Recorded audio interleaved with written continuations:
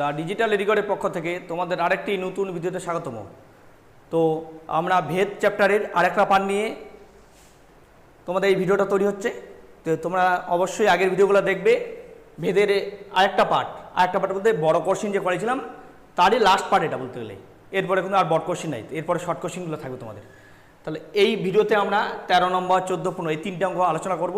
তো তোমরা অবশ্যই দেখবে। আর এগুলো অঙ্ক প্রত্যেকটাই ইম্পর্টেন্ট অঙ্ক, ঠিক আছে? মাধ্যমিকের জন্য এগুলো থেকে বেশিরভাগ আসে।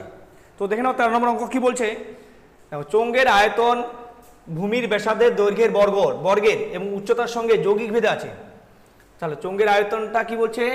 ভূমির ব্যাসার্ধের দৈর্ঘ্যের বর্গের আর উচ্চতার সঙ্গে যৌগিক ভেদে আছে। মানে চোঙের আয়তন, আমরা আয়তনকে কী দিয়ে ধরি জানোই তোমরা। আমি লিখলাম ধরি আয়তনটাকে কী দিয়ে ধরায়? ভি দিয়ে ধরায়। আয়তনকে আমি ভি ধরলাম, আর ব্যাসার্ধকে ধরলাম আর দিয়ে, আর উচ্চতাটাকে ধরলাম এইচ দিয়ে। এগুলো তো জানোই কোনটাকে কী দিয়ে ধরা হয়, পরিমিতির অঙ্কতে করছই। উচ্চতা আমরা এইচ দিয়ে ধরি, তাই না? ধরি আয়তন ভি, ব্যাসার্ধ আর, উচ্চতা এইচ। এবারে কি বলছে? সুতরাং বা প্রশ্ন মতে লিখতে পারো যে চোঙের আয়তনটা কার সঙ্গে যৌগিক ভেদে আছে? ব্যাসার্ধের বর্গ মানে আর এর বর্গ মানে আর স্কয়ার, আর উচ্চতার সঙ্গে, উচ্চতা মানে এইচ, এই দুটা যৌগিক ভেদ মানে একসঙ্গে গুণফল হিসেবে এর সঙ্গে যৌগিক ভেদে আছে। যৌগিক ভেদ মানে একসঙ্গে গুণ হিসেবে থাকবে। তাহলে কি বলছে এবার এখানে আমরা বা দিয়ে ভি সমান কে ধরে নিতে পারি, কে আর1 স্কয়ার এইচ। এটা কি জিনিস? এটা হলো ভেদ ধ্রুবক, লিখে নিবা। কে হলো অশূন্য ভেদ ধ্রুবক, অশূন্য ধ্রুবক বা ভেদ ধ্রুবক, ঠিক আছে? এটা আমাদের সমীকরণটা তৈরি হলো। এবার আমাদের বলছে দুটি চোঙের ভূমির ব্যাসার্ধের অনুপাত। দুইটা চোঙ আছে কিন্তু, একটা চোঙের ব্যাসার্ধ অনুপাত হলো 2, একটা চোঙের ব্যাসার্ধ 2, একটা 3 ধরতে বলছে। আর আরেকটা চোঙের ব্যাসার্ধ কি বলছে? 5 আর 4। তাহলে বলছে ওদের আয়তন অনুপাত করো। এবার আমি ধরে নিচ্ছি দুইটা চোঙ, একটা V1 একটা V2। V1টা যখন ধরবো এগুলো 1 দিয়ে ধরবো, আরটাকে 1 ধরবো, এইচটাকে 1। আর V2 যখন ধরবো এটাকে 2 ধরবো, এটাকে 2 ধরবো, ঠিক আছে? তাহলে কি করব?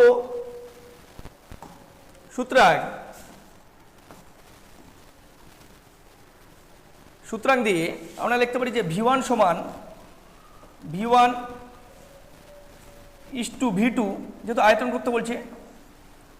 V1 মানে প্রথম চোঙ আর V2 মানে দ্বিতীয় চোঙ, আয়তন অনুপাত। V1 যখন আমরা লিখবো, V যদি এটা হয় তাহলে V1 মানে এগুলো 1 হয়ে যাবে। তাহলে কেটা খালি কে থাকবে? কে তো ধ্রুবক, R1 স্কয়ার H1 = V2 জায়গায় লিখবো কে R2 স্কয়ার H2। এর কে উঠে গেল, কে উঠে গেলে R1 square H1 = R2 square H2, এটা থাকলো, তাই না? এবার দেখো তোমাদের যে মানগুলো বলছে, মানগুলো আমরা বসাবো। কি মান দেওয়া আছে দেখে নাও। দেখো মানগুলো আমাদের, দেখো কি বলছে। ব্যাসার্ধের অনুপাত 2:3, মানে আর একটা আরকে 2 ধরতে বলছে, একটা 3, আর উচ্চতা 5, 4। এবার আমরা যদি এখানে ব্যাসার্ধের জায়গায় 2 বসাই, দেখো ব্যাসার্ধ মানে R1টাকে জায়গায় 2 বসাবো, তাহলে 2 এর স্কয়ার, আর H1 মানে প্রথম উচ্চতাটা 5 = R2 জায়গায় 3 বসাবো, 3 এর স্কয়ার ইন্টু H2 মানে কত? 4। তাহলে 2 এর স্কয়ার 4, 4 5 20, 20 = এখানে 3 এর স্কয়ার 9, 4 লং 36, তাই না? দেখে নাও। তাহলে কি করলাম? 2 এর স্কয়ার 4, 4 আর 5 গুণ করলাম 20, আর এখানে 3 এর স্কয়ার 9, 3 থেকে 9 4 লং 36। এবার 4 দিয়ে যদি আমি কাটাকুটি, 4 5 20, 4 লং 36, 4 দিয়ে দুইটাকে ছোট করে নিলাম, তাহলে উত্তর হলো 5:2। এটা হলো আমাদের উত্তর। এটা বলছে চোঙ দুটির আয়তন অনুপাত কত, তাহলে উত্তর হলো 5:9, ঠিক আছে? চলো পরের নাম্বারে যাই। দেখো 14 নম্বর অঙ্ক কি বলছে? 14 নম্বর বলছে 5 লাখ গ্রামের একটি সমবায় সমিতির একটি ট্রাক্টর কেনা হয়েছে, ক্রয় করেছেন। আগে সমিতি 2400 বিঘা জমি চাষ করতে 25টি লাঙ্গল দিয়ে চাষ করতে সময় লাগতো 36 দিন। এখন অর্ধেক জমি চাষ করবে কেবল একটা ট্রাক্টর দিয়ে, তাহলে 30 দিন চাষ করা হয়। তাহলে বলছে একটা ট্রাক্টর কয়টা লাঙ্গলে সমান কাজ করে ভেদ তত্ত্বের সাহায্যে নির্ণয় করতে বলছে। তাহলে আমাদের বলছে একটা সমিতি আছে, ওরা আগে কি করতো ওদের জমিগুলো লাঙ্গল মানে হাল দিয়ে চাষ করতো। হাল দিয়ে চাষ করার জন্য 2400 বিঘা জমি আছে চাষ করতে, 25টি হাল লাগতো, 36 লাগতো। তো বলছে এখন হাল ইউজ করবে না, কারণ হাল ইউজ করলে অনেক ব্যয় হয়ে যাচ্ছে, সময়টা বেশি লাগতেছে। এবার ওরা ট্র্যাক্টর কিনলো একটা। ট্র্যাক্টর কেনাতে কী হলো, ওদের আগের তুলনায় অর্ধেক জমি, মানে পুরোটা ধরনের অর্ধেকটা চাষ করতে, অর্ধেকটা হিসাব বলছে, অর্ধেক মানে 2400 বিঘার মানে 1200 বিঘা চাষ করতেছে। এই 1200 বিঘা চাষ করতে ওদের লাগতেছে 36 দিন, মানে আগে যেখানে 36 দিন লাগতো টোটাল মিলে এবার 30 দিন লাগতেছে অর্ধেকটা করতে। কিন্তু একটা ট্র্যাক্টর করতে, আগে যে ওইখানে করছিল 25টা লাঙ্গল দিয়ে হাল দিয়ে, এবার একটা ট্র্যাক্টরে সেই কাজ করতেছে। তো বলছে একটা ট্র্যাক্টর কয়টা হালের সমান কাজ করে, তাহলে আমাদের এখানে ধরে নিয়ে করতে হবে। এখানে 3টা রাশি আছে, একটা হলো ট্র্যাক্টর, ট্র্যাক্টর বলতে হালটাই ট্র্যাক্টর হিসেবে কাজ করতেছে, তাই না? হাল কয়টা লাঙ্গল আছে, লাঙ্গল সংখ্যা, একটা হলো দিন সংখ্যা, একটা হলো জমির পরিমাণ, 3টে সম্ভব হবে। তা আমরা ধরে নিচ্ছি, ধরি লাঙ্গল সংখ্যা এক্স টি, ঠিক আছে, লাঙ্গল সংখ্যা এক্স টি। দিন সংখ্যা ওয়াই, দিনটাকে আমি ওয়াই ধরলাম, আর জমির পরিমাণটাকে জেড ধরি। জমির পরিমাণ জেড বিঘা। দেখো সুতরাং এবার আমাদের কি বলছে, এবার 3টে সম্পর্ক। এবার আমাদের কি লাঙ্গলটা বের করবো, কিন্তু লাঙ্গলের সঙ্গে এবার এক্স এর সঙ্গে ওয়াই সম্পর্ক করবো। এবার এক্স এর সঙ্গে ওয়াই, লাঙ্গল যদি বাড়ে দিন লাগবে কম, লাঙ্গল কমলে দিন লাগবে বেশি, জানি। লোক যদি বেশি কাজ করে সময় লাগে কম, লোক কম কাজ করে সময় লাগবে বেশি। তাহলে এক্স এর সঙ্গে ওয়াই কি সম্পর্ক, ব্যস্তভেদ। আর এক্স এর সঙ্গে যে সরলভেদ আছে লিখে নিবা, এক্স এর সঙ্গে ওয়াই এর ব্যস্তভেদ এবং জেড এর, এক্স এর সঙ্গে ওয়াই এর ব্যস্তভেদ এবং জেড এর সরল ভেদ আছে। তাহলে কি ভেদ আছে এটা লিখে নিবা, এক্স এর সঙ্গে ওয়াই আছে ব্যস্তভেদ এবং জেড আছে সরলভেদ। তাহলে সুতরাং কি হবে, তাহলে এক্স এর সঙ্গে ওয়াইটা হলো ব্যস্ত, ওয়াইটা ব্যস্ত হিসেবে আছে নিচে হবে, আর জেডটা সরল উপরে থাকবে। তাহলে আমরা বলতে পারি এক্স ভেদ জেড বাই ওয়াই, মানে দুইটা ভেদকে একসঙ্গে যৌগিক ভেদ হিসেবে নিয়ে নিলাম, এক্স ভেদ জেড বাই ওয়াই। বা এখানে আমরা এক্স সমান কে ধরে নিব, কে জেড বাই ওয়াই, ঠিক আছে। এবার আমরা মানগুলো বসাবো, এই যে এক্স ওয়াই জেড এগুলো মান বসাবো। এবার এক্স আমি লাঙ্গল কয়টা আছে 25টা, জেড মানে হলো জমি 2400 বিঘা, আর ওয়াই হলো দিন আছে কত 36 দিন। দেখো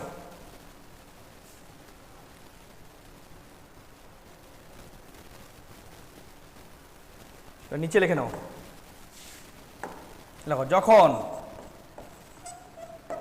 এক্স মানে লাঙ্গল আছে কটা 25, ওয়াই মানে হলো দিন হলো 36, আর জেড মানে হলো জমিটা, জেড মানে কত 2400 বিঘা। তখন বসাও মানগুলো বসাও, এক্স এর জায়গা 25, কে ইন্টু জেড হলো কত 2400, আর ওয়াই হলো 36। এগুলো বসাই দিলাম মানগুলো যা আছে দেখে দেখে বসাই দিলাম। দেখো এক্স এর জায়গায় 25, ওয়াইয়ের জায়গায় আমাদের 36, আর জেডের জায়গায় 2400। এবার কাটি করে ছোটো করি নি একটু, যদি আমি 6 দিয়ে কাটি, 6 6 36, 6 দিয়ে কাটলে 4 6 24, 400। আবার যদি 2 দিয়ে কাটে 3 2 6, 2 দিয়ে কাটলে 200, তাই না? 200 আসলো। তাহলে কত বার হলো এখানে 200 কে সমান 75। আবার যদি 25 দিয়ে কাটো, 25 দিয়ে একদম উপরে কাটা যায়, দেখো 25 আর 200 কাটি, 8 25 200 হয় 8। তাহলে আমাদের কত বের হলো দেখে নাও। বা 8k সমান, উপরে আছে 8k সমান 3, বা k সমান, বা k ইকুয়াল টু 3/8, k এর মান 3/8। এর কার মান, k এর মান। সেম একইভাবে আরেকবার করতে হবে, k এর মান 3/8 বের করলাম। আবার যখন কি করতে বলছে, x বার করতে বলছে, লাঙ্গল কয়টা লাগবে, ওয়াই হলো জমি কত বলছে, অর্ধেক জমি মানে 1200 বিঘা। না ওয়াই মানে দিন, কত দিন আছে দেখো, দিনটা দেখে নাও কত দিন আছে দেখে নাও। এই দেখো অর্ধেক জমি আর দিন আছে 30, তাহলে দিনের ঘরে 30 লিখবো, ওয়াই হলো 30 আর জেড হলো 1200 বিঘা। তখন এক্স সমান, তাহলে এক্স বার করবো, ওয়াই হলো 30 আর জেড হলো 1200। এবার এক্স সমান কি লিখবো, এই সমীকরণটা আমাদের মান বসবো। এই দেখো এই সমীকরণটা, এইটা হলো আমাদের মেন সমীকরণ, মাথা রাখবা।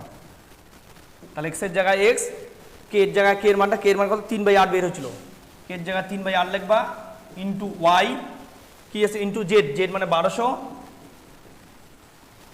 আর নিচে আছে ওয়াই, ওয়াই মানে 30, এই যে বসাই দিলাম দেখো, ঠিক আছে মান বসাই দিলাম।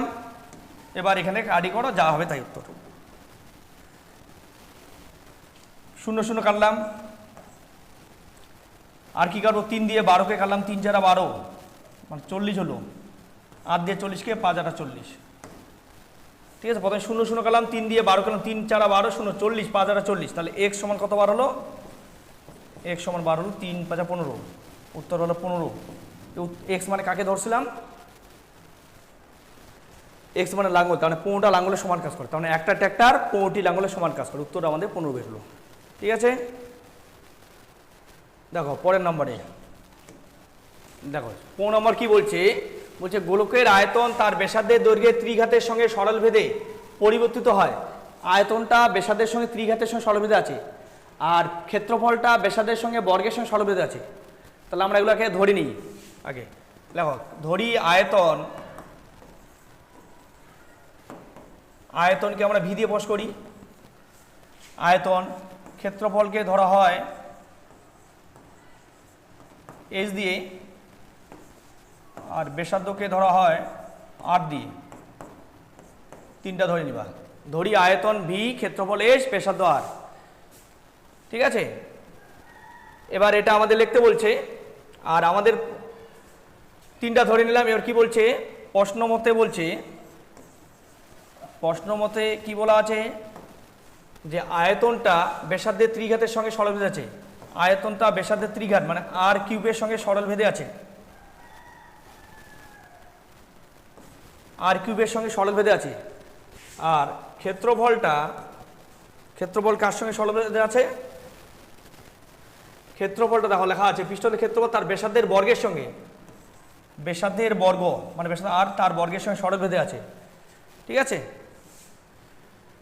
এটা হলো। এবার এখানে আমরা একটা ধ্রুবক ধরে নিই, ভি সমান কে ধরে নিলাম, বা কে ওয়ান ধরলাম, কে ওয়ান আর কিউব, আর এখানে বা এস সমান কে টু আর স্কোয়ার, এক জায়গায় কে ওয়ান এক জায়গায় কে টু ধরলাম। এবার আমাদের উত্তরে কি চাইছে দেখো, প্রমাণ করি যে গোলকের আয়তনের বর্গ, গোলকের আয়তনের বর্গ যদি করি আর ক্ষেত্রফলে যদি ঘনফল করি তাহলে দুইটাই সরলভেদে থাকবে। তাহলে কি বলছে, গোলকের আয়তনের বর্গ, আয়তনটাকে বর্গ করি, তাহলে বর্গ মানে স্কোয়ার করি, তাহলে ভি স্কোয়ার সমান কে ওয়ান স্কোয়ার, আর আর এর যদি আর কিউব স্কোয়ার হলে আর 6 হয়ে যাবে, ঠিক আছে। আর এদিকে কি বলছে, এস মানে ক্ষেত্রফলে কি বলছে, ক্ষেত্রফলের ঘন, ঘন মানে কিউব করতে বলছে, এস কিউব সমান কে টু কিউব আর 6, ঠিক আছে। এবার কি করব, এবার আমাদের এই দুটা কি ভেদে আছে, সরলভেদে আছে দেখাইতে হবে। তো আমরা সুতরাং দিই, সরলভেদ কখন হয়, সরলভেদ যখন ভাগফলের মান ধ্রুবক আসে তখন সরলভেদ হয়, আমরা এটাকে ভাগ করে দেব। সুতরাং ভাগ করে পাই, ভাগ করে পাই, যদি আমরা ভাগ করে দিই কি হবে, V square by S cube equal to K one square আর 6 আর নিচে কে টু কিউব আর 6, ঠিক আছে। এবার আর 6 কাটা গেল, তাহলে কে ওয়ান আর কে টু এটা তো ধ্রুবক, সমান কি আসলো, ধ্রুবক আসলো। ধ্রুবক যখনই আসলো আমরা বলতে পারি এটা ভেদ হিসেবে আছে, ভাগটাকে আমরা ভেদ হিসেবে ধরতে পারি, কারণ ভাগফলের মান ধ্রুবক হলে আমরা কি সরলভেদে আছে, সুতরাং আমরা বলতে পারি যে ভি স্কোয়ারের মানটা ভেদ এস কিউবের সঙ্গে সরলভেদে আছে। পাশে লিখে দেবো প্রমাণিত, প্রমাণিত, ঠিক আছে। তাহলে ভি স্কোয়ার ভেদ এস কিউব, এই হলো আমাদের উত্তর। ঠিক আছে, তো আজকের ভিডিও এই পর্যন্ত, দেখা হচ্ছে নেক্সট ভিডিওতে। এর পরে ভিডিওতে আমরা একটা অন্য চ্যাপ্টার নিয়ে আলোচনা করব। তো তোমরা অবশ্যই চ্যানেলটিকে সাবস্ক্রাইব করে রাখবে আর ভিডিওটিকে অবশ্যই লাইক করবে এবং বন্ধুদের সঙ্গে শেয়ার করবে। ঠিক আছে, তো ধন্যবাদ।